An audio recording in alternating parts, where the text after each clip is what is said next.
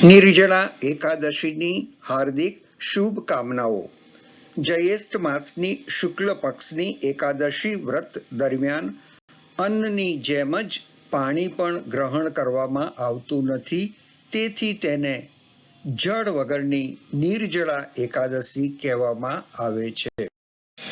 મહાભારત સમયે વેદ વ્યાસે ધર્મ, અર્થ, સાધના અને મોક્ષ આપનારી એકાદશી ઉપવાસ માટે પાંડવોને સંકલ્પ કરાવ્યો। ત્યારે ભીમે કહ્યું, હું એક દિવસ પણ અન્ન વગર રહી શકું એમ નથી। મારા પેટમાં વૃક નામની આગને શાંત રાખવા માટે મારે ઘણી વખત ખાવું પડે છે, તો પછી શું હું એકાદશી ઉપવાસના ફળથી વંચિત રહીશ?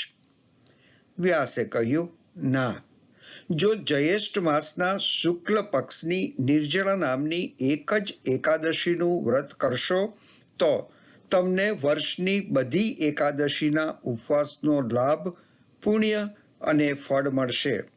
તમે આ વિશ્વમાં સુખ, કીર્તિ અને મોક્ષ પ્રાપ્ત કરશો।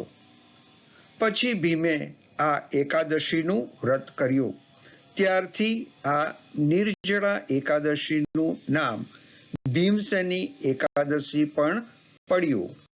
નિર્જળા એકાદશી ભગવાન વિષ્ણુની પૂજા માટે સમર્પિત છે।